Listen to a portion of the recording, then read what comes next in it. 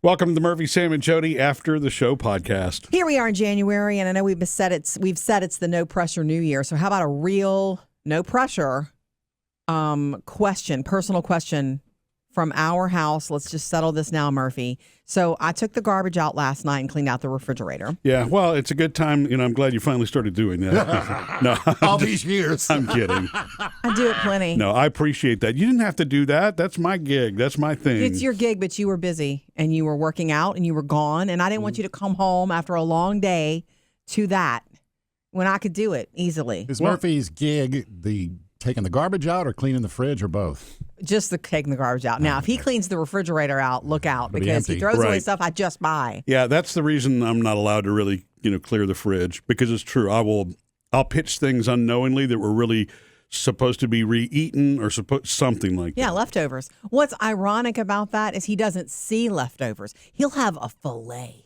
That's an example. Let's just have something really good left over. In my back of my mind, I know it's there. Yeah. And he will open the refrigerator and go, I guess I'm going to make a turkey sandwich. And I'm thinking, filet. He doesn't see it. And I live for them. I actually feel excitement when I know there's leftovers food in the fridge. I have always been that way. I wake up, it's a new day, and everything that happened yesterday is yesterday. I could so eat your leftovers I know and you could. never say anything to you about it, but I would feel bad. Because the one time I sneak a leftover, he'll remember and go, I'm going to eat my enchiladas I have a filet today. in the fridge? Right. Anyway, I cleaned out the refrigerator last night. I started to also, when taking out the garbage, I started to clean out the pantry. I did throw away. Wow. Right. The January pantry clean out.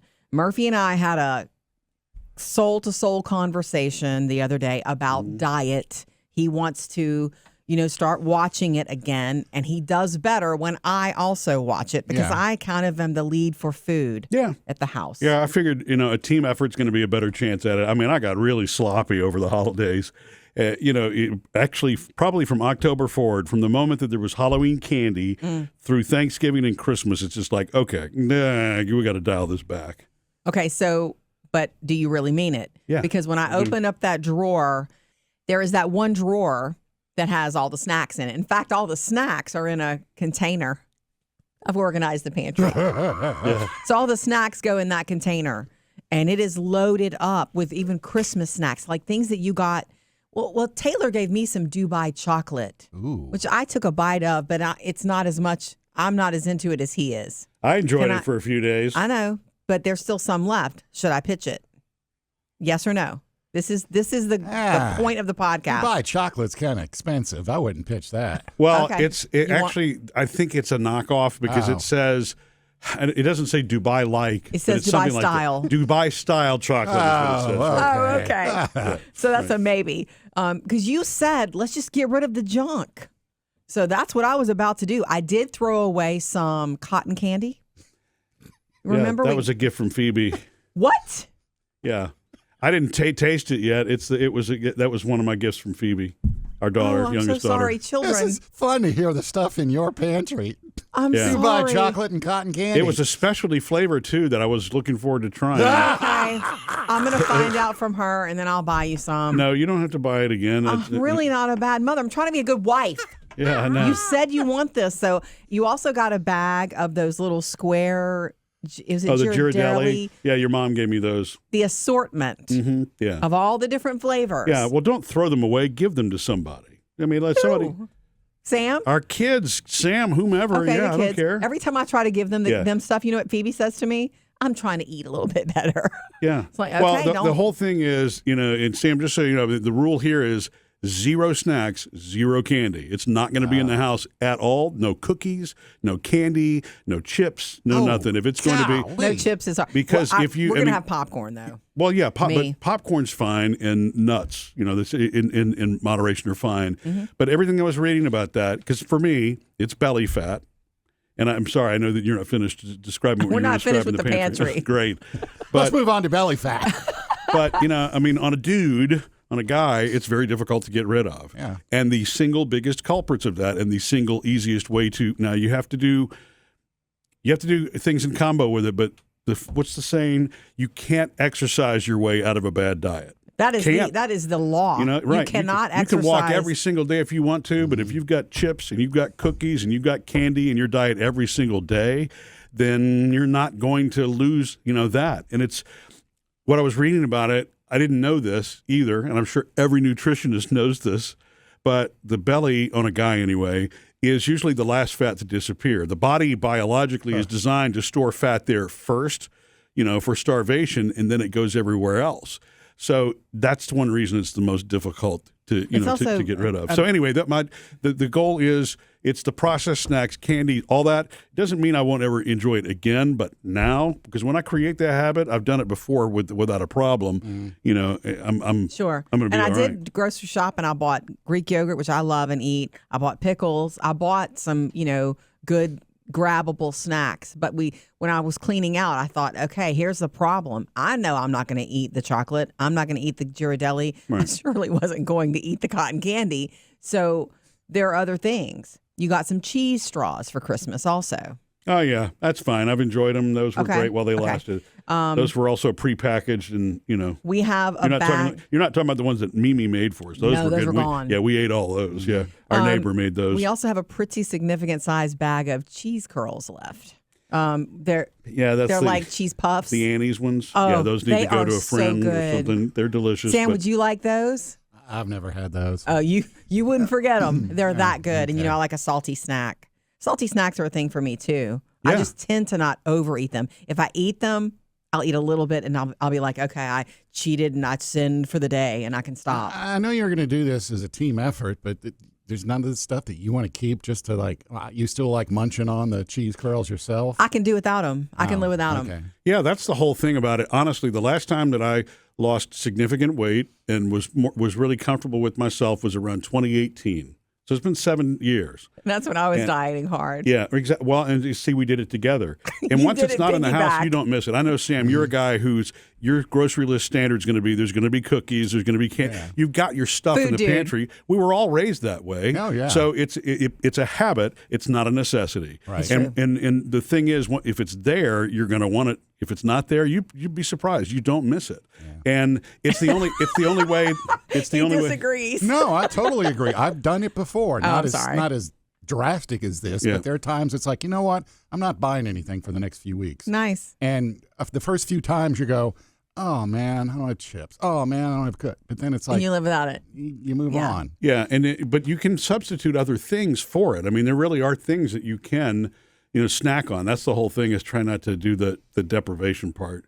But I mean, it's call it a New Year's resolution, call it whatever you want. But for me, it's just basic discomfort again. As I walk around, I actually feel my belly right now, and I feel the strain in the weight, and I don't like it. I need to lose 20 pounds, and the only way to do that is to just dig in. So It's also realize, I want to throw this out there, it's not something that it's a million little decisions. You lose 20 pounds over a long period of time. Yeah, and I'm not making gonna lose it small all tomorrow, right. No, Yeah. making small decisions, which means, not to eat the chocolate, not to eat the chips, not to have dessert. That's another thing that you've been doing steadily since October. Is Yeah. There's always been dessert on the table.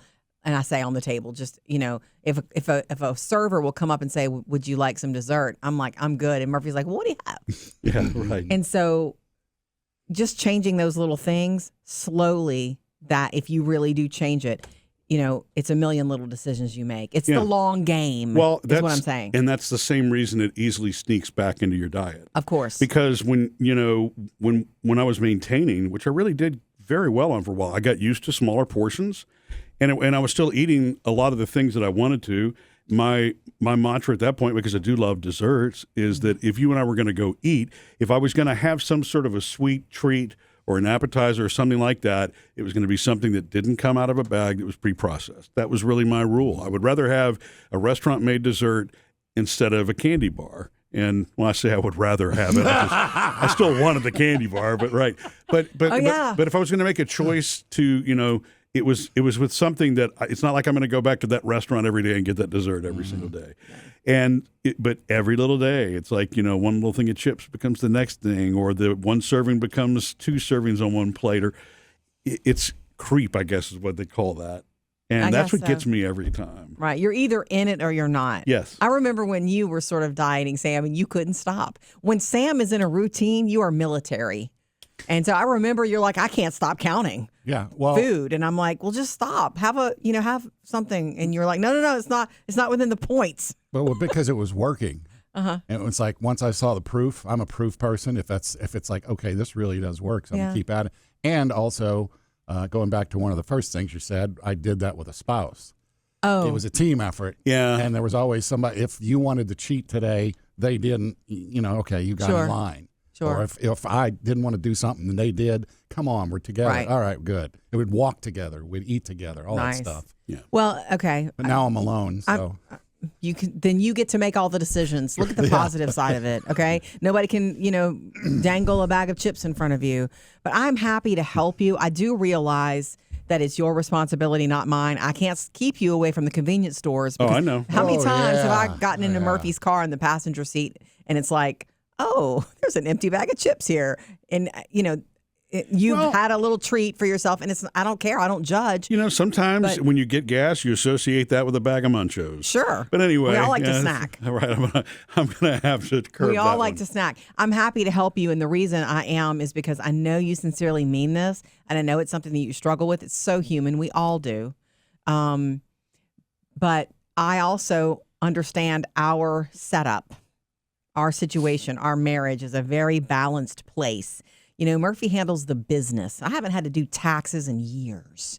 He also hasn't had to grocery Oh my God, shop. taxes. We haven't paid him in years. He hasn't had to just do kidding. grocery shopping in years, or cooking. Like there are certain things that are natural for me to lead with, and there are certain things that are natural for him to lead with. Yes. And so I am the one who's thinking about dinner already tonight. I know what's for dinner tonight already. You don't know yet.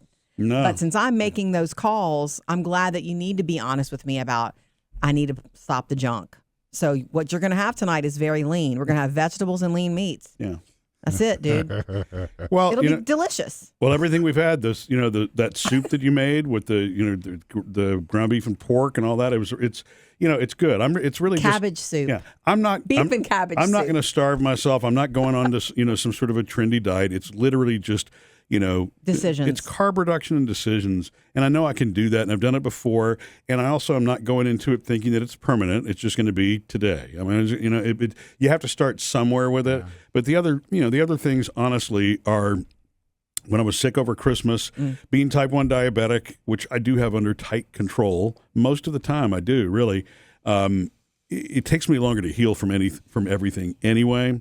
And when the creep of all of the food came up from Thanksgiving and Christmas, my average blood sugar was higher. I bet you when I go get what they call the A1C, the 3-month blood sugar average, it's going to be higher unless I wait 3 months under control here and be back under tight control.